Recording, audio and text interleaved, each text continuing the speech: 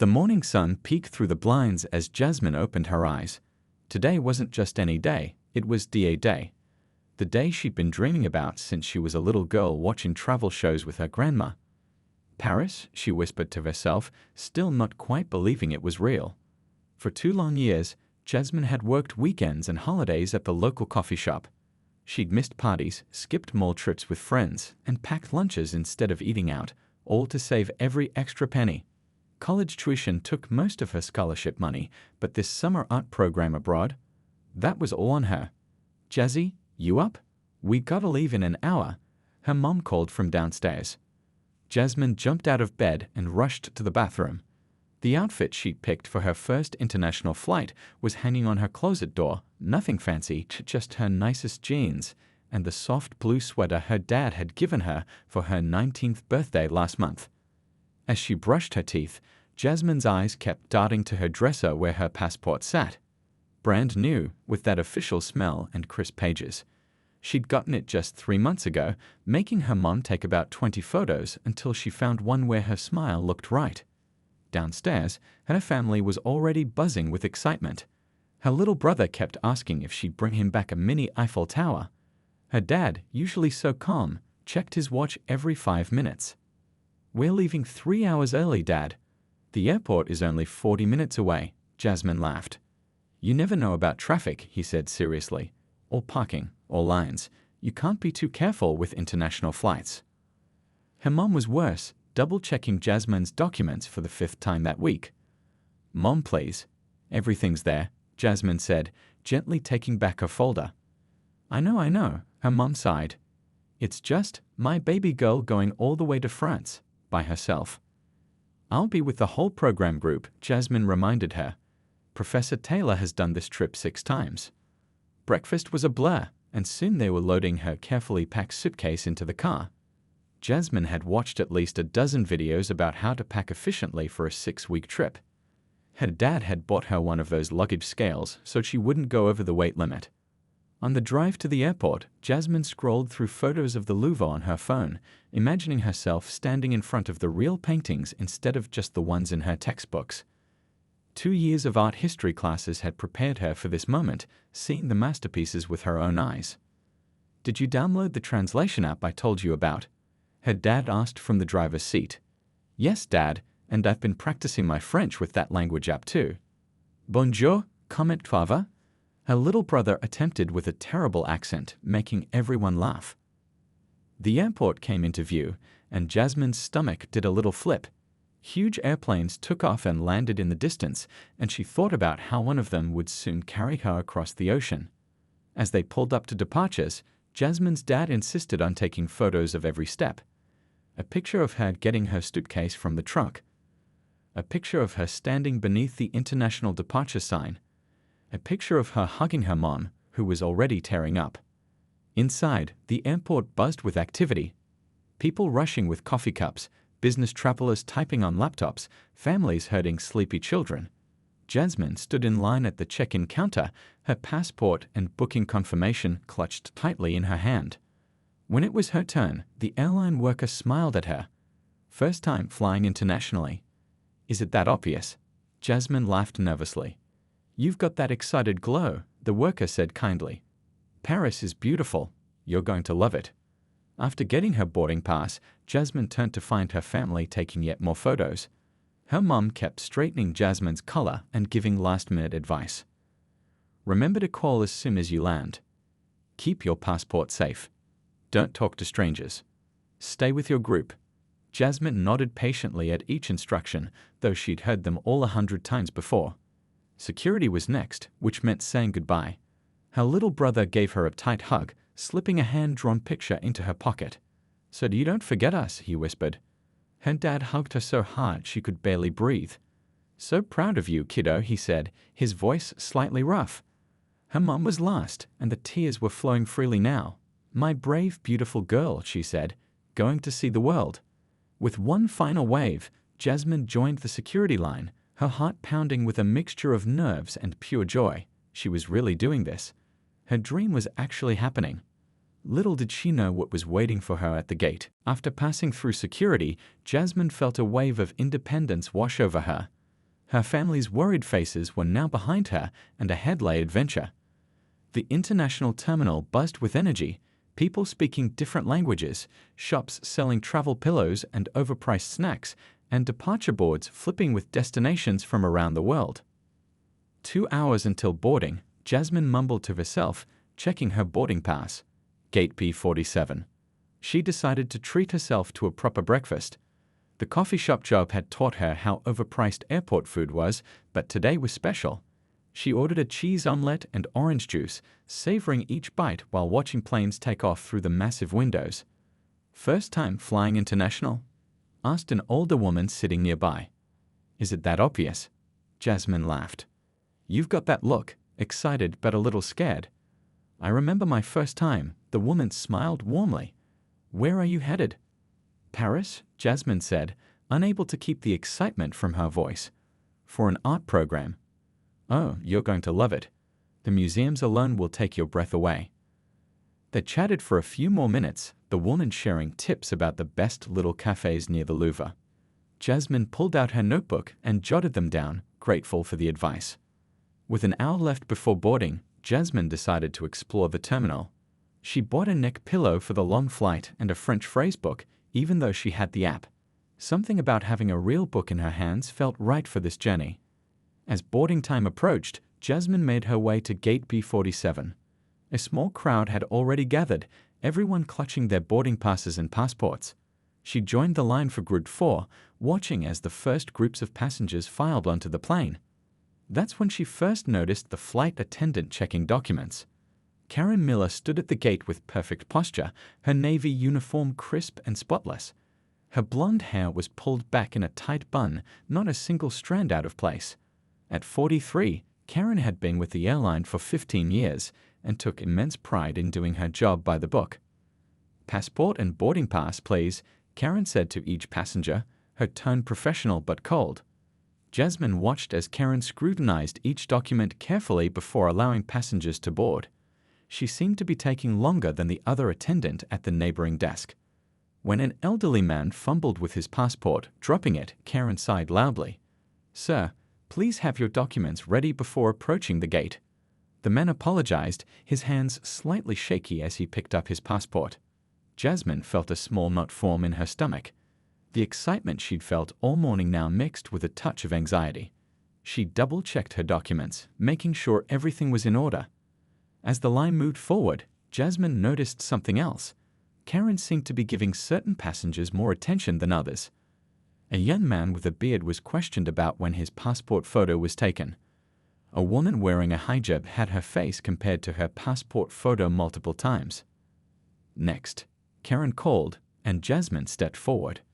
"Passport and boarding pass," Karen said without looking up. Jasmine handed over her documents, the passport still stiff and new. Karen's eyes flicked between the passport photo and Jasmine's face. Once, twice, 3 times. "This is your passport?" Karen asked, her eyebrow slightly raised.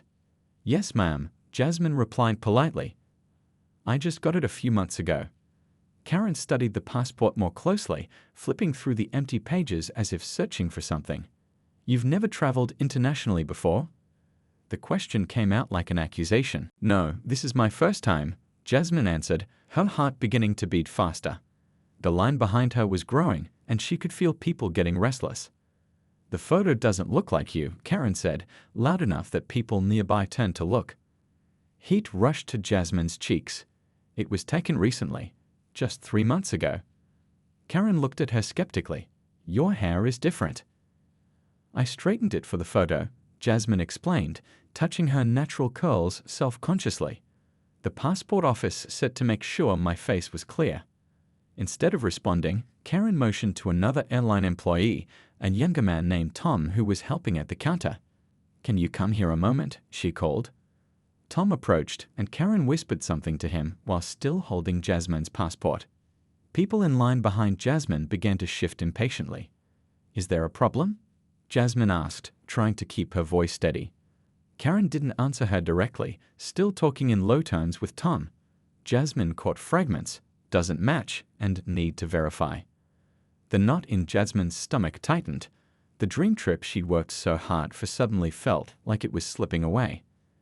"I can assure you that's me in the photo," Jasmine said, a little louder this time. "I have other ID if you need it."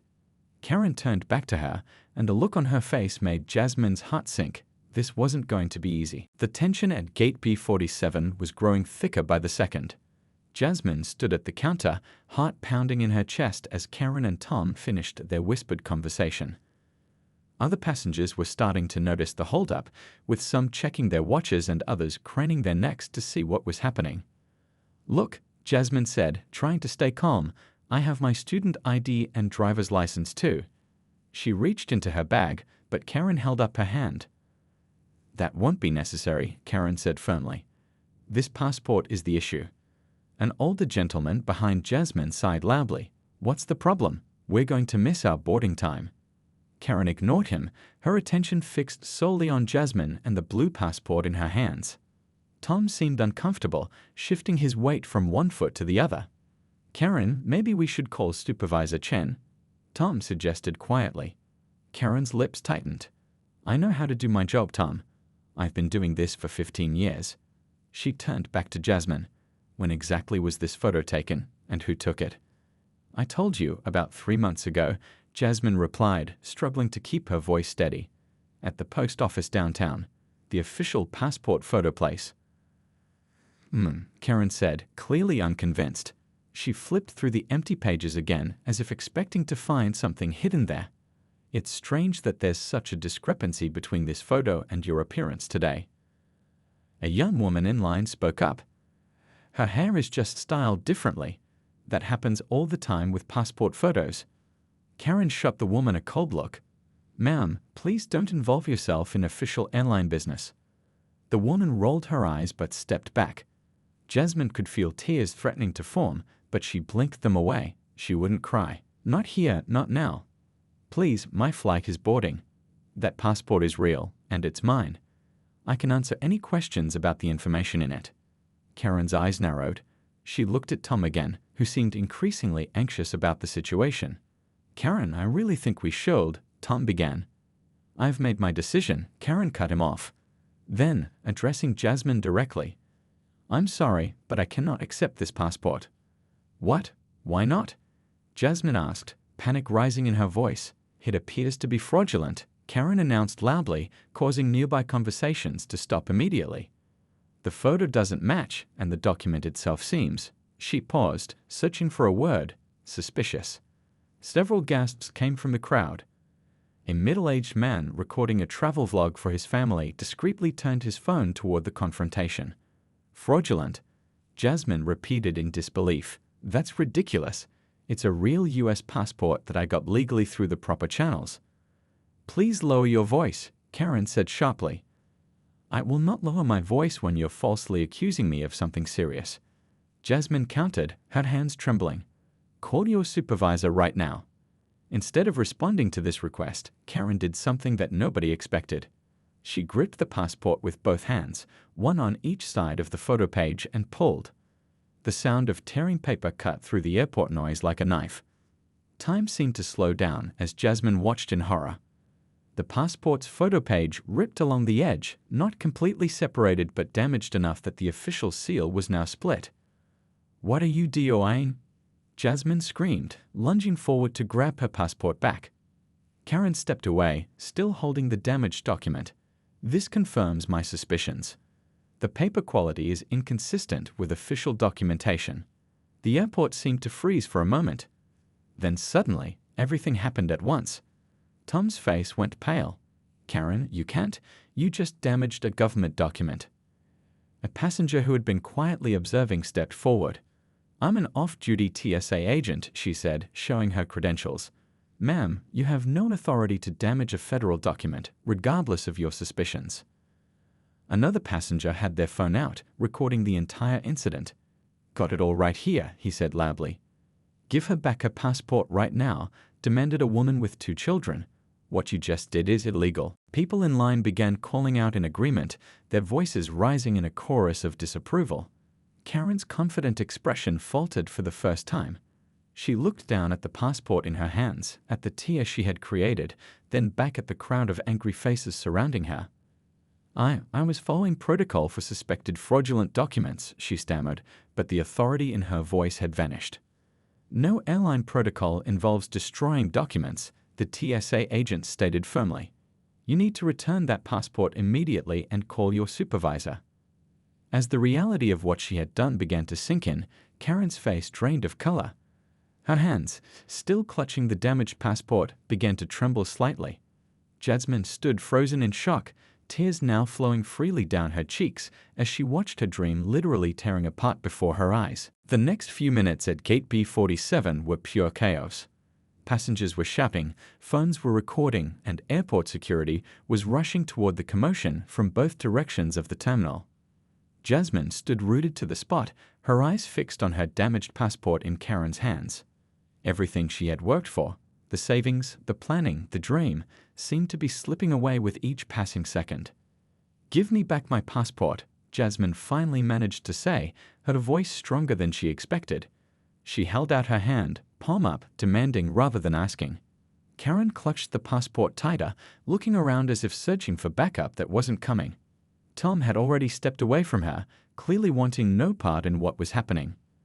"I was just following," Karen began, but was cut off by the TSA agent who had identified herself earlier. "Ma'am, I won't repeat myself. Return that document to its rightful owner immediately," the agent said, her tone leaving no room for argument. With trembling hands, Karen reluctantly handed the passport back to Jasmine, who took it carefully, as if it might crumble completely if she wasn't gentle. The tear wasn't as bad as it had initially seemed in the shock of the moment. The photo page was still attached, the rip running about an inch along the edge where the binding met the cover. But damaged was damaged, and a passport with any imperfection could cause problems at international borders. "I would like to speak to your supervisor right now," Jasmine said, her voice shaking with a mixture of anger and fear. Before Karen could respond, a man in a dark suit was pushing through the crowd. His airline ID badge identified him as David Patel, customer service manager. "What's going on here?" he asked, taking in the scene, the crowd of onlookers, the phones recording, Jasmine's tears, and Karen's ashen face. 5 passengers started talking at once. She ripped her passport. Complete abuse of power. "The whole thing's on my phone. This young lady was discriminated against. We all saw it." David held up his hands. "One at a time, please." He turned to Jasmine. "Miss, are you all right?" Jasmine showed him the damaged passport. "Your employee accused me of having a fake passport and then did this to it." David's eyes widened as he examined the damage. I don't even have words." He looked at Karen. "Karen, step away from the gate. Go to my office immediately." For a moment, it seemed like Karen might argue, but the look on David's face stopped her. Without a word, she turned and walked away, her shoulders stiff and her steps quick. "Miss, I am so sorry," David said to Jasmine. "This is completely unacceptable and does not represent our airline's values or procedures in any way." "Sorry doesn't fix my passport," Jasmine said, unable to keep the bitterness from her voice. "I've been saving for this trip for 2 years." A security officer approached them. "We've received multiple reports of a disturbance." "Officer Chen," David acknowledged him. "We had an unfortunate incident with one of our staff members. It's being handled internally, but this young lady's passport was damaged in the process." Officer Chen turned to Jasmine. "May I see the passport, miss?" Jasmine handed it over carefully. Officer Chen examined it, his expression serious. "This is federal property," he said. "Damaging it is a serious offense." A cold knot formed in Jasmine's stomach. "Does this mean I can't travel with it?" "It's damaged but still valid," Officer Chen said after a moment. "The information and security features are intact.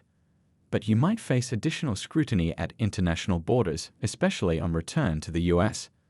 So I can still go." Hope flickered in Jasmine's chest. "Technically, yes," Officer Chen said. "But I would recommend getting this documented before you leave." David stepped forward. "Miss, if you'll come with me, we need to file a formal incident report. And I promise you, the airline will do everything in our power to make this right." He looked at his watch. Your flight doesn't leave for another 40 minutes. We should have time to document everything and still get you on board. Jasmine hesitated, looking at the damaged passport in her hand and then at the boarding gate where other passengers were now being processed by Tom and another attendant who had been called in. I just want to go to Paris, she said quietly. That's all I wanted. A middle-aged woman who had witnessed everything stepped forward. Go with him, honey. Get it all in writing. And when you come back, get yourself a good lawyer because this is an open and shut case. Several people nodded in agreement. I've got the whole thing recorded, said a college-aged guy, waving his phone. Just give me your contact info and I'll send it to you. You might need it later. For the first time since the nightmare began, Jasmine felt a tiny bit of control returning. These strangers were on her side. They had seen the truth. Okay, she said, straightening her shoulders. Let's file that report. By the time Jasmine finally boarded her flight to Paris, her story was already spreading like wildfire across the internet. The college guy who had recorded everything, a film student named Tyler, had posted the video to his social media accounts before the plane even took off. Flight attendant RIP's black girl's passport and instant regrets it, read the caption. Jasmine didn't know any of this as she settled into her seat, carefully tucking her damaged passport into her carry-on bag. David Patel had been true to his word. They'd filed a detailed incident report, and he personally walked her onto the plane, upgrading her to business class as a small gesture of apology. Try to enjoy your trip, he'd said earnestly. We'll be in touch about further compensation. Now, as the plane taxied down the runway, Jasmine closed her eyes and tried to process everything that had happened. The excitement of the morning felt like it belonged to a different person, a different day. Back at the airport, Karen sat alone in a small office, staring at the wall. She'd been instructed to wait there until human resources arrived. Her mind raced with excuses and explanations, but deep down, she knew she had crossed a line. In 15 years with the airline, she'd never faced anything like this. Meanwhile, at the airline's headquarters across town, phones were ringing off the hook. The video had been shared thousands of times in just the first hour. News outlets were calling for comments. The airline's social media team was scrambling to draft a response. Lisa Wong, the head of public relations, paced her office as she watched the video for the third time. This is a nightmare, she muttered to her assistant. Get me everything we have on this incident, and I mean everything. I need to know exactly what happened before I talk to the press. In living rooms and on phones across the country, people were sharing and discussing the video with growing outrage. Did you see this? Texted a teacher to her friends. This poor girl worked for 2 years to save for her trip, and then this happens. The look on that flight attendant's face when everyone turned against her, priceless, commented a truck driver on his break. My daughter had the same thing happen to her, wrote a mother in the comments section. They always question our kids' documents. Always. By evening, the video had reached millions of views and was being featured on news websites. Hashtags like #JusticeForJasmine and #AirlineBuyers were trending. Unaware of all this, Jasmine was somewhere over the Atlantic Ocean, finally drifting into an uneasy sleep after the stress of the day. The gentle hum of the plane's engines and the dimmed cabin lights provided a strange cocoon of calm after the storm. She was jolted awake by a soft tap on her shoulder. A flight attendant, not Karen, thankfully, smiled down at her. Sorry to wake you, she said quietly, but the captain asked me to check on you. He'd heard about what happened at the gate. Jasmine blinked sleepily. I'm okay, she said, though her voice betrayed her exhaustion. The whole crew knows, the flight attendant continued, her expression sympathetic. We're all horrified by how you were treated. If there's anything at all you need during this flight, just ask. Thank you, Jasmine replied, touched by the kindness. After the flight attendant moved on, Jasmine pulled out her phone. No signal at 35,000 feet, of course, but she scrolled through the photos she'd taken that morning with her family. Her dad's proud smile. Her mum's teary eyes. Her little brother's goofy faces. I'll call them as soon as I land, she whispered to herself, tracing her finger over their faces on the screen. What Jasmine didn't realize was that her family had already been contacted by 3 different news stations seeking interviews. Her phone, when she eventually turned it on in Paris, would be flooded with messages, missed calls, and notifications. Her personal nightmare was becoming a very public story, one that would force an entire airline, and perhaps an industry, to face some uncomfortable truths. 3 days after the incident, Jasmine sat in her tiny Paris hotel room, staring at her phone in disbelief. What had started as a personal nightmare had exploded into something much bigger than she could have ever imagined. 8 million views. She whispered to herself, scrolling through the comments on Tyler's video. Her inbox was flooded with messages from strangers expressing support, journalists requesting interviews, and even a few lawyers offering their services pro bono. Back in the States, the airline was in full crisis mode. The company's stock had dropped 7% since the video went viral, and angry customers were canceling flights and posting their confirmation numbers online with hashtags like #BoycottsCareways and #IStandWithJasmine. In a glass-walled conference room on the 34th floor of Skyways Airlines headquarters, CEO Richard Blackwell paced back and forth, his tie loosened and dark circles under his eyes. Around a large table sat the company's top executives, all looking equally stressed. "This is beyond a PR nightmare," said Lisa from Public Relations. "The public sees this as a clear-cut case of discrimination. The fact that the passport was physically damaged makes it 10 times worse." Richard stopped pacing. "What do we know about this employee, Karen Miller?" The head of human resources, a man named Paul, cleared his throat. 15 years with the company. Generally good performance reviews, though there have been a few customer complaints over the years about her being overly strict. Overly strict? Richard repeated. "That's one way to put it. Any other complaints of a similar nature?" Paul hesitated, then nodded. "There are 3 previous incidents where passengers felt they were singled out for additional scrutiny. All 3 were people of color." A heavy silence fell over the room. "So this isn't just one bad day," Richard said quietly. "This is a pattern." "The good news, if we can call it that," Lisa interjected, "is that the other staff members at the gate handled the situation appropriately." Tom immediately distanced himself from Karen's actions, and Manager Patel's quick response shows that our training for most employees is working. Richard nodded, then made a decision. "Draft a statement.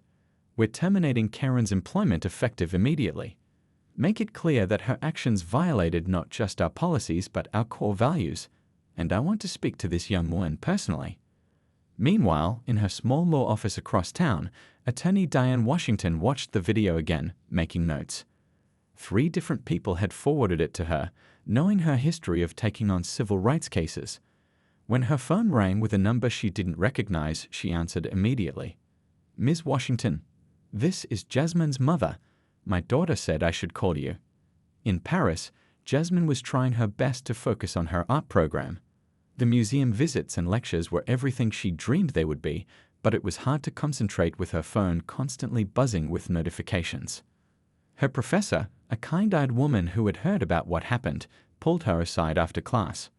"Jasmine, I know this is a lot to handle. If you need time, or if there's anything I can do to help." "Thank you," Jasmine replied with a small smile. "But honestly, being here, seeing these amazing artworks, it's helping. Art has always been my escape." Her phone buzzed again. This time, it was an email from Skyways Airlines. The subject line read, "Message from CEO Richard Blackwell." With trembling fingers, Jasmine opened it. "Dear Ms. Williams," it began. "First, I want to offer my deepest, most sincere apology for what you experienced at our airport. There is no excuse for how you were treated." The email went on to explain that Karen had been terminated, that the company was implementing additional bias training for all customer-facing staff, and that they wanted to make things right with Jasmine personally. "We would like to offer you full compensation for your damaged passport, a complete refund of your airfare, first-class tickets for your return journey, and additional compensation for the emotional distress you experienced. I would appreciate the opportunity to speak with you directly when you feel ready." Jasmine read the email twice before setting her phone down. It was something, but it didn't erase what had happened. It didn't erase the feeling of standing there, watching her passport, her identity, her dream, being torn in front of a crowd of strangers. The next email that came through was from Diane Washington. The subject simply read, Let's talk about your options. 6 weeks after the incident that changed her life, Jasmine stood at the airport gate once again. This time she was heading home, a different person than when she had left. Paris had been everything she dreamed of and more.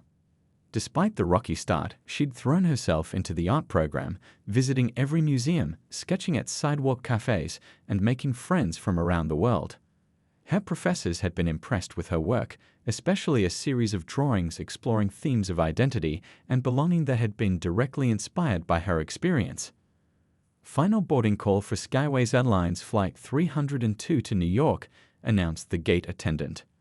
Jasmine took a deep breath and stepped forward, her new passport in hand. The airline had helped expedite the replacement through the American Embassy in Paris. As promised, she was flying home first class, though that felt like small compensation for everything that had happened. As she settled into her seat, Jasmine couldn't help but think about how much had changed in just a few weeks. The video of her confrontation with Karen had eventually been viewed over 30 million times. It had sparked discussions on news programs, in opinion columns, and across dinner tables about racial bias in everyday situations. For Karen, the fallout had been swift and severe. Beyond losing her job, she had become the face of discrimination in countless social media posts. People had found her personal information, and she'd had to disconnect her phone and temporarily move in with her sister due to harassment. Initially, Karen had been defensive, insisting that she was just doing her job and that she would have treated any passenger the same way. But as the days passed, and she saw herself through others' eyes in that viral video, something began to shift. A week ago, Jasmine had received an unexpected email.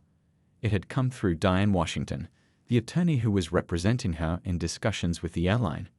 "Ms. Williams," it began, "you don't know me, but I am Karen Miller's sister. Karen has been trying to find a way to apologize to you directly." The email explained that Karen had been doing a lot of soul-searching. She had started attending workshops about unconscious bias and had been meeting with a therapist to understand her actions that day.